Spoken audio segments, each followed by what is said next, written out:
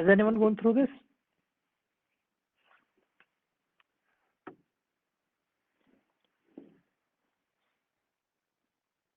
Okay. So that means whatever we discuss here drops here, right? We are not discussing anything. Anything, Ganesh, in real life or in programming. Some example of interface. That day we closed at interfaces, right? Turn on the mic, Ganesh. Do you want to say anything? I would appreciate if you would.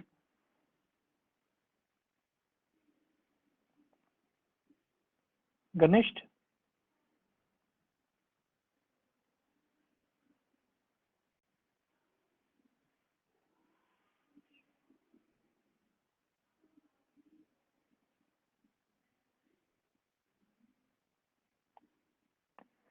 Ganesh, are you there?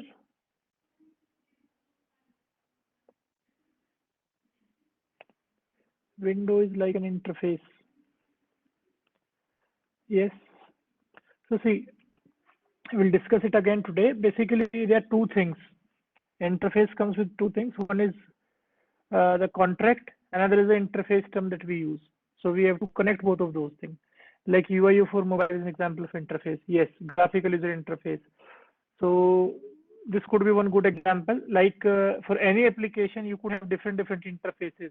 One could be admin interface, one could be the normal user interface. Both of the interfaces will have different screen that you will see. What part you can access, differentiated from what an admin can access. So we'll see it again today. So think of examples. Meanwhile, if you have, just write them here. Okay. So just a quick recap what all we have done till now. So we have discussed about object. Object was the set of related behaviors and states. Anything that contains state and the behavior, that was the object. Then we saw some of the features of object: modularity, information hiding, code reuse, pluggability, and debugging these. These all were the benefits of having the object-based programming approach. Then we discussed about class. Class is basically a kind of a draft, a kind of a blueprint that defines how the object would be created, what all state and behavior the object will create. All of that information is nothing but inside the class. Then later we will discuss about the constructors. Those help us by creating the objects from the class. Class is nothing but a document that states what the object will be containing whenever it will be created, like a map. Then we have something for action, that is a constructor that actually builds up the objects. So this was example which we have seen. This is the syntax, how a class is created. These were the states and these were the behaviors, the methods through which it can be created. Then we also saw one application example, that it is a main function there. So inside this we can see this is the thing that we discussed. It is a constructor, right? This is the reference kind of a unique identifier by which you can uniquely identify any object within the program. So like this is also creating a cycle, this is also creating a cycle. These two are objects, but how do we differentiate between them? So this is something by which we can call it. It is similar to like your name, right? Your name is kind of a name of the object. You are object and your name is the name by which we can call you, we can refer you. We can say, okay, I want to change the speed of bike 1. So I will say bike 1 dot speed up. Okay, that is a reference. Reference, an object, assignment operator. So this was the output for this program. Then we discussed about inheritance, that code reusability and getting the state and properties of a parent into the child is what inheritance is basically. For example, a bicycle, this mountain bike, road bike, and tandem bike. These are three different kind of bicycles. They have their own specialized features. They are bicycle because they are inherited from the same parent, but they have their own characteristics. Right? This is what inheritance is. So later when we discuss inheritance in detail, we will see how this is implemented in Java and what all many things are there inside it. For starters, this is like a class that is extending the class bicycle. This is the parent class, extends is the keyword, and this is the child class. So when you declare a class like this, You are saying that, okay, I am creating a mountain bike. This will contain everything that a bicycle has. Apart from that, I can define them some new properties also. So this is basically the context behind why do we use inheritance, so that we do not have to rewrite the code again and again, and the property of inheritance can be applied upon. Then we came to the interface where we left our last class, and that was, like, as you already know, object define their interaction with the outside world through the method that they expose. So let us try again today to understand the interfaces. However, they are, again, I'm telling you, they will again come in detail. We are in the introduction part right now. So I took an example of a projector, right, that day. Let's suppose we have a projector, a real world object, right, that contains a lens through which it projects whatever is inside it. Then it has some buttons here, maybe the on off button, a source button, or some other buttons also, right? These three buttons, suppose. So basically, when we see at this object, right? So just if we open it, we will find inside the casing of this, there is actual object, that is a projector, right? Inside the casing, there is something that is the actual projector. What we have done? We have binded it into some casing. That casing has these 3 points only, these 3 holes. One is for on off, one is for maybe source, and one is for maybe zoom. Right? So, however, this object, whatever this object is, if you look inside this object, you will find there could be multiple options available. Maybe there are more features apart from what we can see from here. One is on off, one is maybe source, one is maybe your zoom, one is brightness, and maybe your size, or what, any other property of a projector that could be like maybe color mode, right? Black and white or color, whatever it is. Just imagine that inside the casing, the object, whatever projector we are having, that projector contains these 5 behaviors. Behavior is what? That change the state. Right? Behavior is what? That changes the state. When I click an on off button, it will actually turn it on or turn it off. If I click on source, again, it is a method. It will change the behavior. If I click on zoom, maybe it will zoom out to some extent. Then it will start zooming in to some extent. And if I click brightness, it will increase the brightness and decrease the brightness. If I click on this color, it will change the color saturation or whatever it is. So these are 5 behaviors or methods this actual object supports. But because of some marketing reason, there might be the case that the casing, whatever we have right now, maybe this is the Casio version 1 of the projector.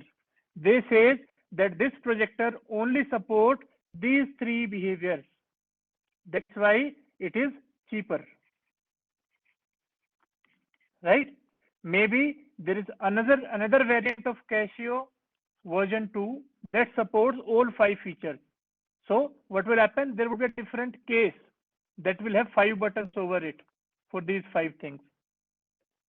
What I am trying to deliver here is that inside the both of the casings, the object is same. The projector is same. Whatever hardware is there, that is same inside both of the casings. But according to the requirement that we want to deliver to the end user, these are the casings that are developed. We are only able to access these 3 portions of this. We are able to access 5 portions of the same projector. That is the difference. And this casing thing by which we are restricting behaviors to end user. Because of this casing, we are not able to access those 2 buttons. So only these 3 behaviors are accessible to us. This casing, creation of kind of a casing thing, is nothing but the interface. Another example we can have Netflix, right? I hope all of you must have used it, right? Netflix. So there are different plans available. Plans like in 200 rupees, watch unlimited on the single mobile phone, or maybe a 1000 rupee plan, then you can watch simultaneously on 5 screens. Yes or no? These are the plans available by Netflix, right? So what are these two things? Now imagine this is the server of Netflix. This is the server of Netflix. If there is no security at all, what might happen? Suppose the IP is something 10.1.1.1. Just imagine. I can just directly say, okay, I am going to this server, or not FTP, RTSP for real-time streaming. I will say 10.1.1.1, and directly I'll press enter, and it will show me the list of movies available, and maybe I will start watching it. This is the simplest scenario. No security at all. There is a server that contains all the movies. We access it and we can access it. This is similar to the file system. Like you open your D drive in your machine. There is no security. You can access everything in your system. But this is something that has to be monetized. They do not want everyone can watch the movies without paying them anything. So they did what? They created a middleware. Right? What did this middleware layer do? Whenever you now access it, it will say, tell me the user ID and the password. If you are an authenticated subscriber, and according to your, maybe we are from India, so we can watch those content from the server that are legal to be watched in India. And whatever subscription plan you are subscribed to, that is only what you can watch. This happened because of this middleware. Right? This is again some server that is authenticating and authorizing you. So authentication is user ID password. Authorization is what access, what movies you can watch from here. Right? So this is one thing. Apart from that, what I want to just make you think here is, this is what, imagine this is an object. This is the object that contains so many behaviors, so many methods, whatever it has. For example, one of the method is your watch on 5 screen, and another method is mobile watch. Okay, or maybe 1 day free watch, or maybe not allowed. So obviously this is an object. I'm saying this server is behaving like an object. Just imagine, and this contains these 5 behaviors. So what are these behaviors? These 4 behaviors, that if I call this watch on 5 screen, then I can watch simultaneously all of the authorized content on 5 screens. If I'm accessing the server through this mobile watch, I can only access on the mobile and only on the one screen. This is just for 1 day free, and this is not allowed. Right? So whenever you change your plan, how does Netflix allows you? Basically, you have this object. This contains many more methods apart from these 4. So if Netflix gives you access to directly to this object, right, and there is no privacy inside it, then you can call any method. Right? Out of many available, you can call any method, but they do not allow you to do so. So for that, what they do, they build interfaces in between. Those interfaces are nothing but, suppose I say I'm building the interface mobile user, and inside this I will say this method mobile watch. Then whenever you get in this kind of plan, your user ID will be implementing this interface, and if you are implementing this interface, you can only access this function out of all the available functions. This is similar to, like, this was a projector that contained many buttons, but you only have access to one button. This is what interface will do. It will wrap around your object, and it will only give you access to whatever is written inside this interface. If there's only mobile watch method allowed for you, you can only access the mobile watch method from this entire object. You will not be able to access any of these other methods. There could be some other user that has interface of maybe multi-screen, that might be having both of the method, watch on 5 screen and mobile watch. So this user, if anyone has this interface with them, then they are allowed to access both of these methods. In that case, there would be 2 openings to this object that you can access these 2 methods now. This is what interface is ultimately going to do. So it protects, it restricts the access to your behavior within the program. Right? Is it clear? Is it interface entire application or just the authentication part? See, Ganesh, these were examples to explain you. Interface is for the class. Interface is for class. Class cannot be the application. Application class is always different one. So within the application, we will be using interface to access the class. We'll see them when we see the programs, how they are happening, how they are being accessed. Dhruv is saying interface is like a gate which is responsible for protection, authorization, and accountability. Yes, but the major thing is not that basically. Okay, I'll explain you with the example only. Don't worry. See this one, the coding example only. That was a real life example. Now let us understand this with the coding example. Okay. See this. This is how we create an interface. Public interface bicycle. Okay, this is not a class. This is an interface. Can you see these 4 functions? How do they look like? If I compare them to our C program, what part? See, these are functions. We can see clearly. Function name is there. Brackets are there. So function has 3 parts. Which part does it resembles? A function lifecycle has 3 parts: declaration, calling, and definition. Remember this thing? Which part does it resemble? Declaration, calling, or definition?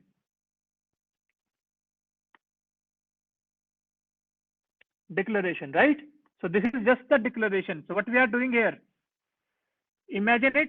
This I told you previously, whenever there's an interface, read it like a contract, right? So it is a contract of bicycle. What does this contract says? That any bicycle, if anyone is applying to this contract, then that cycle should have at least these 4 behaviors. What are these? These are behavior, no matter how they are defined. See, any cycle manufacturer can have their own mechanism to change sedans, to change gear, to speed up, to apply brake, right? Brakes can be simple brake, or there could be hydraulic brake, there could be disc brake, right? Speed up maybe in the multiples of 2, multiples of 3, or whatever it is. Change gear, again, gears could be of any random fashion. Every manufacturer in future who is going to build a bicycle, if they are into this contract, the contract is they should have these 4 things within the bicycle. It is not possible to say anything a bicycle until that has these 4 behaviors. As simple as that, right? If we are saying there's a contract of bicycle, that means if there is a bicycle, that will contain these 4 things. Otherwise, we will never call it a bicycle. Got it? Then we move ahead to the implementation part of this. See here, how do we implement it? So now imagine this is some company, Acme Bicycle, that said, okay, I implement bicycle. This is what I am implementing contract of bicycle.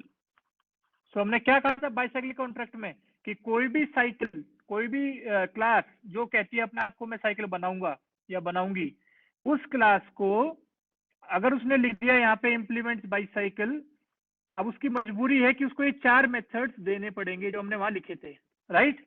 These were the 4 methods that we have declared there in the contract. And what is this? This is definition. Can you see this? For the same function, जो पहले function था change सेडांस, change gear, speed up, यहाँ पे उन सबके definitions हैं. वहां पे क्या था, सिर्फ declaration. We just said, okay, there would be these 4 methods, no matter how they are defined. आप खाली भी छोड़ सकते हो, but it should be there, right? So how this is possible? So what happens if this bicycle वाला said कि I am implementing this contract और मैं ये वाला मेथड नहीं डालता अपने साइकिल में, वो कहता है नहीं मैं तो गियर वाली साइकिल नहीं बनाता. Now what will happen basically when you, first of all, we always compile our program. We will say Java C acme bicycle dot java and we press enter. यहीं पे एरर आ जाएगी. Error क्या आएगी? Error ये आएगी that you cannot compile a class because you have not still fulfilled the contract that you have done with bicycle. या तो ये contract खत्म करो, right? Either finish this contract, do not write this. I do not have any problem. Then this program will compile, no problem at all. But if you are not removing this contract, then you will have to define this function also. If you do not define, sorry, I cannot compile your program. So what it did, it applied some restrictions while developing. This is while developing. While developing this class, it applied restrictions at compile time only कि नहीं ये वाली class cycle नहीं बना सकती जब तक कि चारों के चारों फंक्शंस को डिफाइन ना करे. इसमें एक भी फंक्शन मिसिंग, इंटरफेस कॉन्ट्रैक्ट पूरा नहीं हुआ, this class is invalid, right? So this is something that is happening at the in the development period. Later on, what will happen in the execution period? I might have some other interface also. Interface may be simple cycle.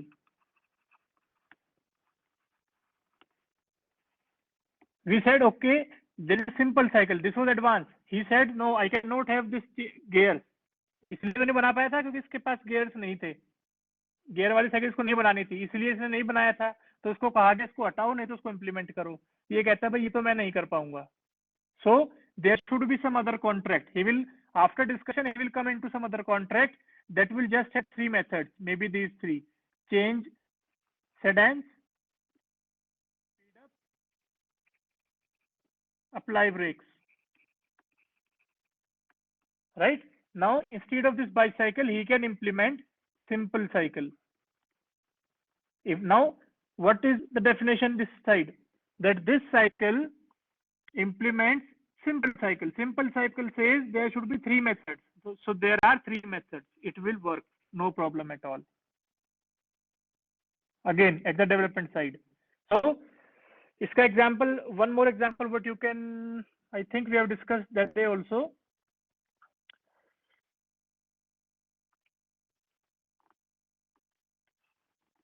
There is some mobile phone, right?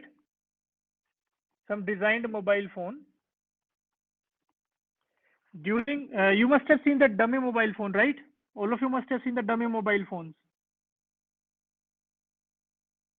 Have you seen dummy mobile phones?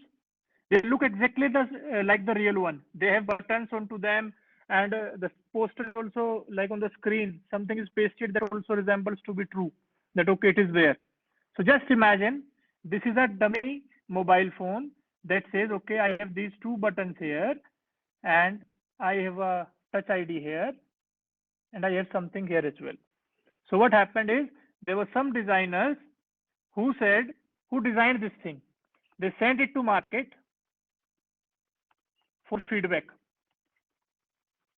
Market appreciated it and said, yes, it is good. We want this kind of a mobile phone. So maybe we said, okay, it is just 100 grams, and this is a kind of a mobile phone that we want, right?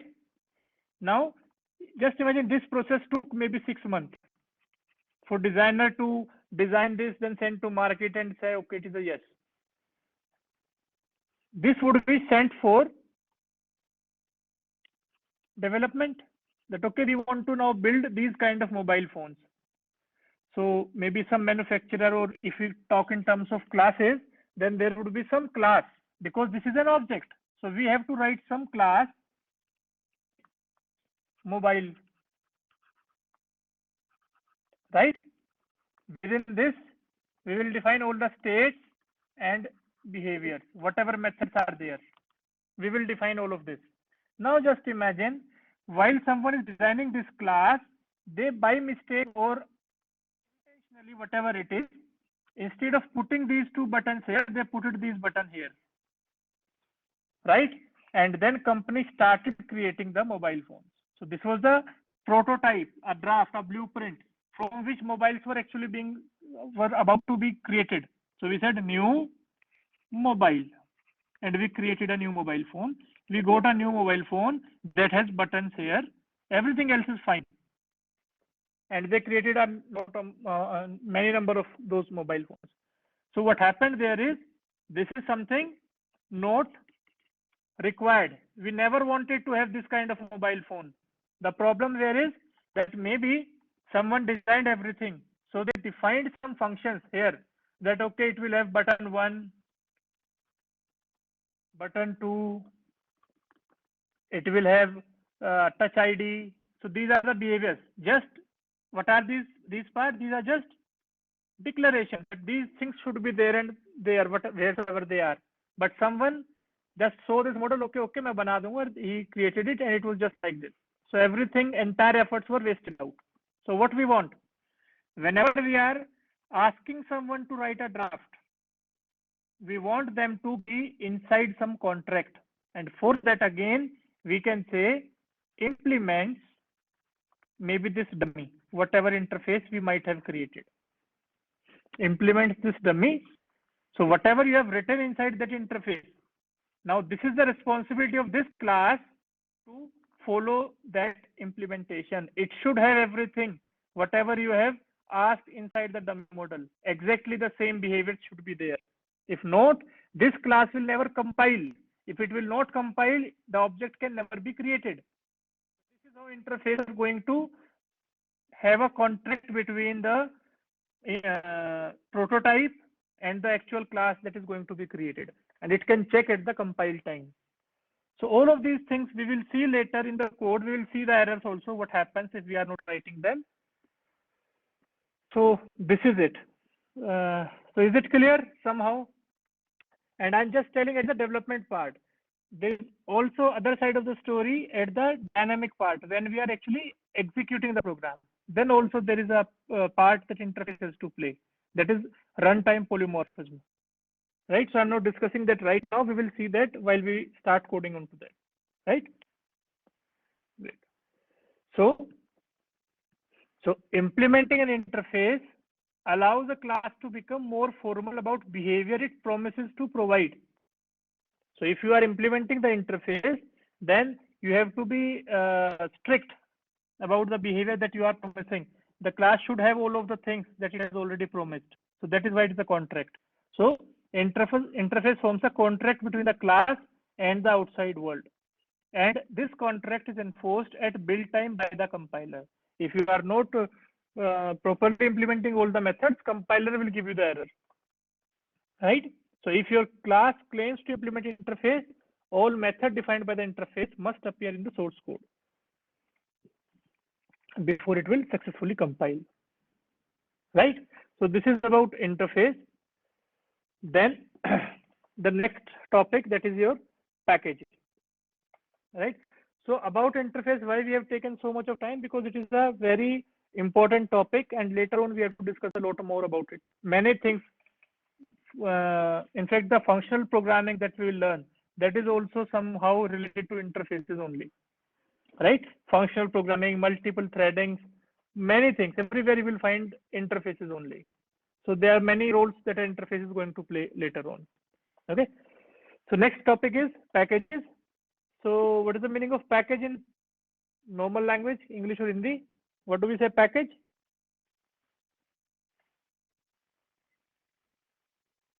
What is a package? Anyone?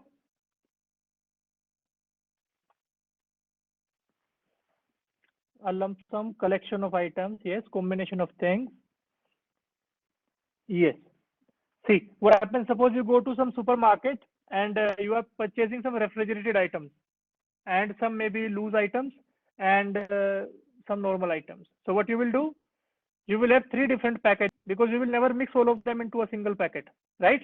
You will have three different packages to keep correlated items into one package. So if there are refrigerated items, because they may condense and become wet to your loose items also. So what you will do, you will keep all the refrigerated items into a separate package, all of the loose items into separate package, and maybe all other packed items into a third package.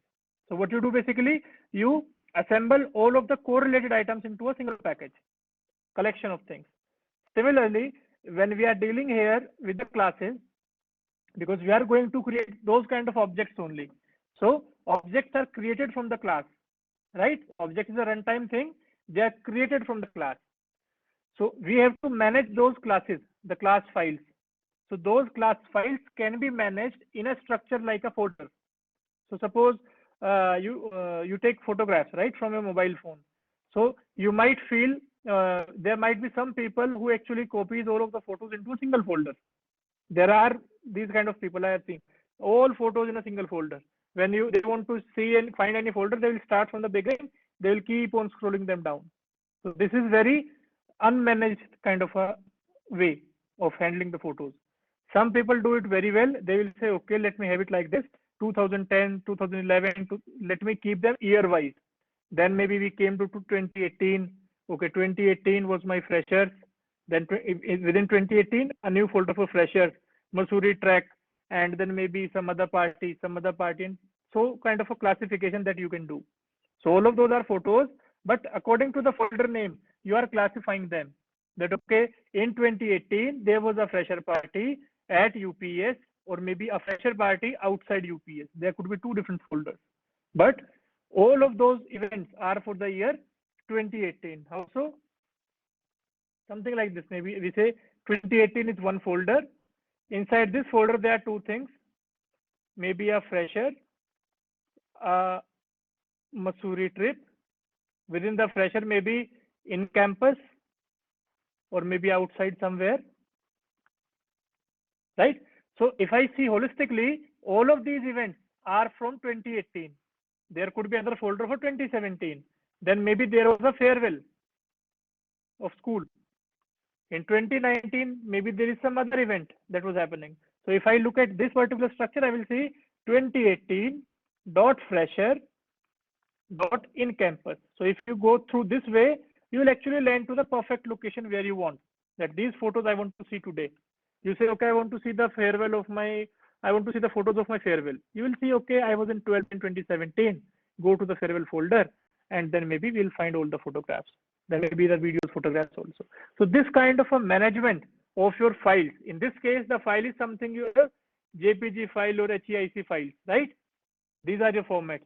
Here in Java, all of those things are your dot class files. You have many class files here that you need to organize. So to organize them, we use packages, right? So a package is a namespace that organizes a set of related classes and interface. So basically, whenever you write an interface also, you compile it, it will also create a dot class file. Remember this thing. No matter we are writing interfaces, when we compile the interface, it will also create a dot class file. So conceptually, you think of package as similar to different folder on your computer. So you might keep HTML page in one folder, image in another, and script in another. So because software are written in Java programming language, it can be composed of hundreds of thousands individual classes. So when you are creating a complex program, then you will be using many of those classes. For example, if you want to use a square root function, so we are very clear inside this that it is somewhere java.utility package that will provide me math.this square root function. If I want to do some operations onto the string, then there is a string class. It should be somewhere that I will import, and inside it I will find all of the required methods to work upon. So later on we are going to see in lab how these packages are created, okay, and how do we connect all of those things, similar to the class path which we have seen previously, right? So Java platform provides enormous class libraries, set of packages suitable for use in your own applications. Library is known as API, application programming interface. See, again interfaces here. Package represent the task most commonly associated with general purpose programming. So for example, a string object contains state and behavior. A file object allow programmer to easily create, delete, inspect, compare, modify a file system. A socket object allowed for creation for network topics, right? So package is something that we'll see in the labs later. How do we create them and how do we manage them, right? It is kind of a folder structure only, nothing special. And this is all what we have discussed last week till now. So these are all very basic fundamentals of your Java programming. Now we would be starting with our Java codes, right? So in coming labs, we are starting with Java. Any problem till here, anyone? Anyone, any problem? Great. So now we move to our next topic, that is your Java language basics. So we'll understand about variables, operators, expression, statement block, and control flow statements. And then later we'll start writing our classes and more programs. Okay, so from here we are starting officially our Java language, right? So we start with the variables. So I know all of you know what is the difference between a variable and a constant, right? So what variables here are basically, till now what we have discussed about variables, that objects store their state in field, and these fields are nothing but the variable. So remember, whenever you are finding this term field or variable, right? So they are coming to be, they are the same thing, synonyms, right? You can be somewhere we would be saying field, somewhere we are going to say variable. In upcoming slide, we are going to read more about the variables. What are different kind of variables here that we should understand, and discuss relationship plus variable naming rules and conventions, basic data types, default values, and literals. This is what we are going to study in upcoming sessions. So in the Java programming language, the term field and variable are both used. This is a common source of confusion among new developers, since both often seems to refer to the same thing, right? So there should be no confusion. Both are same. Few questions which arise. What are the rules and conventions for naming a field? Can you tell me what are the rules by which we can name a field?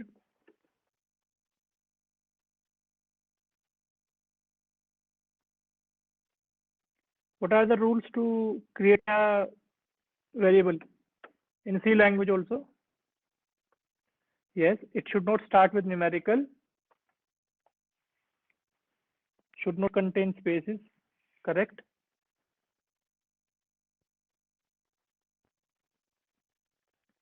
Anything else? Any special symbol? No special character.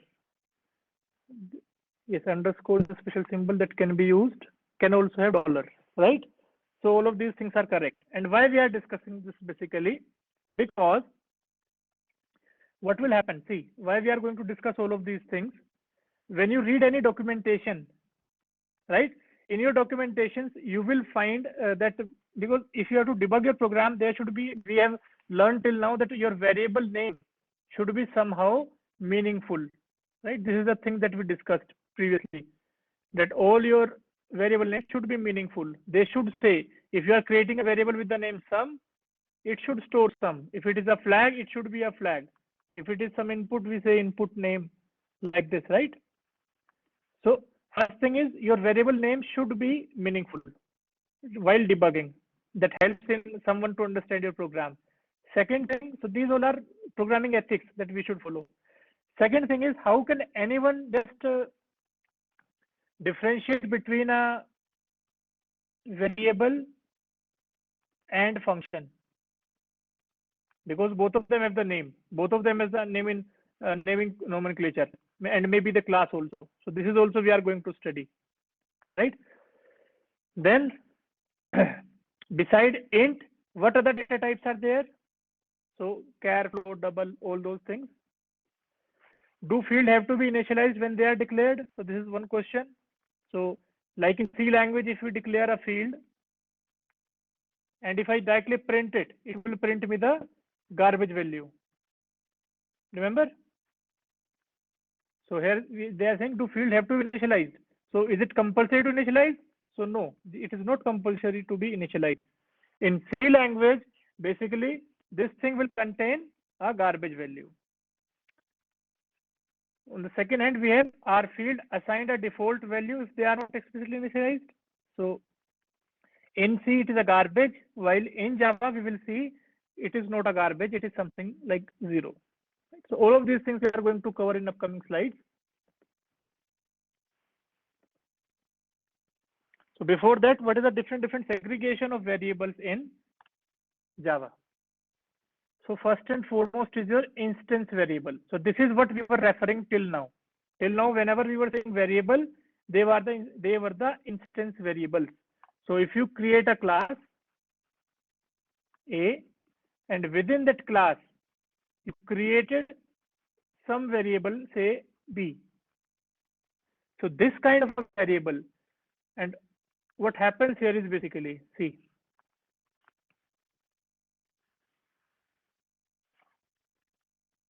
let me have this. This is my RAM maybe, and like this. This is my RAM. Somewhere I have written A obj is equal to new A. This is how we create an object, right? So what is the meaning of this part is basically inside my RAM, somewhere there is a memory allocated to me. The reference to that memory is this obj. And inside this obj, there is a variable with the name B. If here I have written int x also, so there would be one variable x also. So this is one object. Later on, if I write A obj2 is equal to new A, then what will happen? A new object would be created somewhere that will also contain its own B and X. So what I mean to say here is, if I say obj dot B is equal to 10, that means obj dot B is equal to 10. And if I say obj2 dot B is equal to 20, so that means I am referring to this. This was the obj2, right? Is equal to 20. So this is my entire RAM. Inside my RAM, two objects are there. They are actually two different objects which are created. They have their own memory space. You can imagine it like two houses, right? Two houses we have created. They have their own lights, their own fans inside them, right? So these kind of variables that you create inside the class are called as instance variable. And why they are instance variable? Because from this draft at this time t, at that instance, this was created. So this contained these variables. At some other time t double dash, this was created. So this contains its own variables. These are two different objects. They have their own, both of the things. So these are called as instance variable because they are created at different times. That's why they are instance variables. Got it? Is it clear? Instance variable. So whenever, similar to like whenever an object is created, it will contain whatever you have written inside it. On the other hand, if within a class you write a word like this, static int maybe t. So these instance variables are also called as non-static variables. Same name for the same thing, this B and X. These are instance variable or non-static because we have not written static here. So they are non-static. On the other hand, we have another type of variable that are static variable. So what are static variable basically?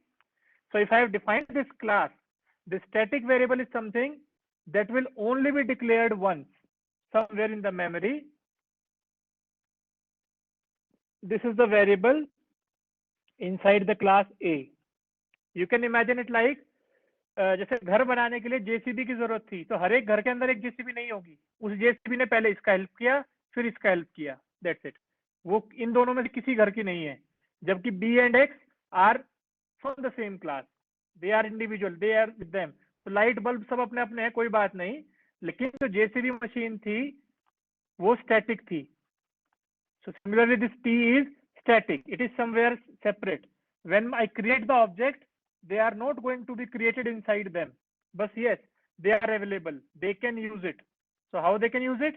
They will say A dot T is equal to 10. So T will become 10.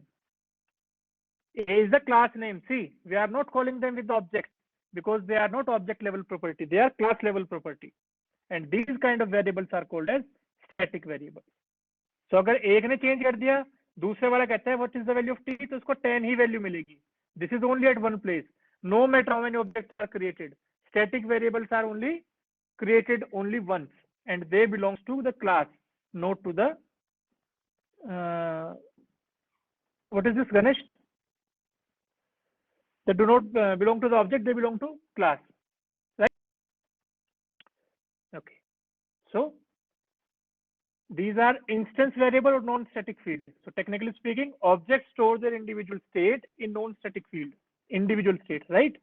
The field declared without the static keyword. These are also called as non-static field because their value are unique to each instance of the object, to each object in other words, right? On the other end, we have class variable. These are static field. A class variable in the field declared with the static modifier. So if we write a static word before the variable, it becomes a static field. We also call it as class variable. This tells the compiler that there is exactly one copy of this variable in existence. एक से ज्यादा नहीं बनेगी, एक ही रहेगा बस variable ये, कोई फर्क नहीं पड़ता क्लास कितनी बार इंस्टेंशिएट हुई, हर बार सिर्फ एक ही वेरिएबल रहेगा. A field defining the number of gear for a particular kind of bicycle could be marked as static, since conceptually same number of gear will apply to all instances. All of the instances will have same number of gears. The code static int num gear 6 would create such static field, right? Later we'll see what is this final. Then we have local variables and parameters. So what are local variables and parameters? Yes, Mitali. Static variables are always called through class name. And this is a good question. Basically, you can also write like this, obj.t. Sorry, obj.t. This will work, but you will find a warning. While compiling the program, you will find a warning. This will work, no problem. But you will also find a warning. They will say that this T is not an instance level property. You should always call it with the class name. That is a correct way of doing it. But because something is public, anyone can call it. So why can't the object can call it? That's why they allowed it to work like this also, but with a warning, so that you do not write unethical code inside your file. If you're writing it like this, it is perfect. If you're writing it like this, it will work, but ethically you should never write it like this. So you will always find a warning there if you, because something that is available to everyone, so obviously they can also access it. That is the reason it will work. But actually, it is always a class level property and you should call it through the class only, right? Okay, so next thing is your local variable and parameters. So I hope all of you know these things. Tell me, what are local variable and what are parameters? Sorry. What are local variables? Where can we create local variables?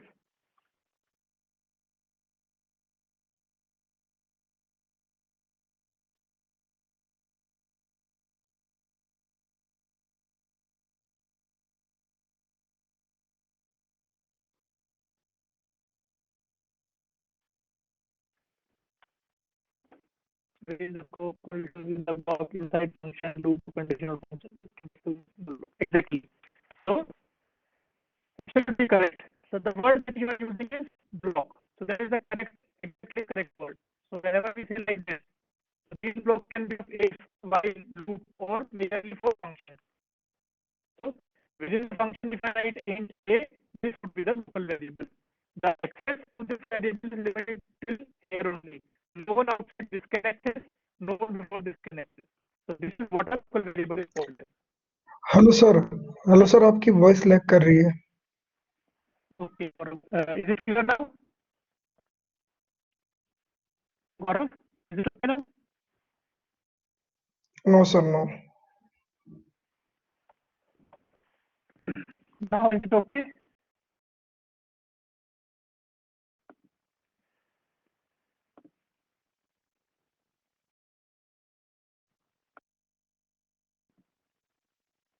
Right, now it should be okay. Is it fine now? Great. So any variable. So this is a perfect word that anyone has told me. This block. So what is a block? That is between these two curly braces. So if you declare a variable inside any curly braces, just like if statement, while, do while, or any function, that is a local variable. This is what we call the local variable. So this variable is not exist outside this or before this. This is what we call as a local variable. On the other hand, we have another term, parameter. So what are parameters basically?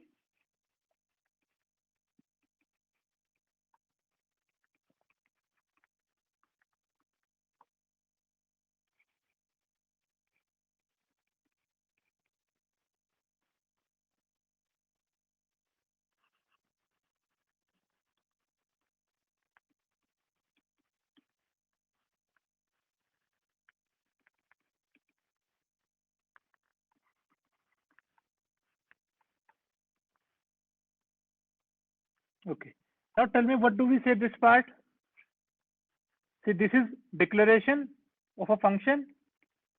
This is calling, and this is your definition. So in both of all of the three places, we have these things in common: a comma b, a comma b, and a comma b. So these three have the same names. Obviously, these are local variables, right? Now tell me, what do we say this part? When we are in declaration and we are writing something, what is these? What kind of variables are these? No. Attributes are another third name given to field. Dhruv, field and variable and instance variable and attributes. They all are same things, right? Parameters. No. These are formal parameters. Why formals? Because they are never created inside the memory. They are just for formality during the declaration phase. They are just for formality. Even if you do not write, then also it is okay. So that's why we call them formal parameters, right? While calling, what do we call them? When we pass some variable inside calling, arguments, exactly. So these are the arguments. And here, these are called as the actual parameters. And all of us know that these A and B do not have any meaning after this bracket. So they are implicitly local variables, but formally we say them the parameter. So formal parameter, actual parameter, and when the variables which are declared, defined inside the function's definition are called as parameters, right? So that's all for today. We'll discuss more in next class, right? Thank you.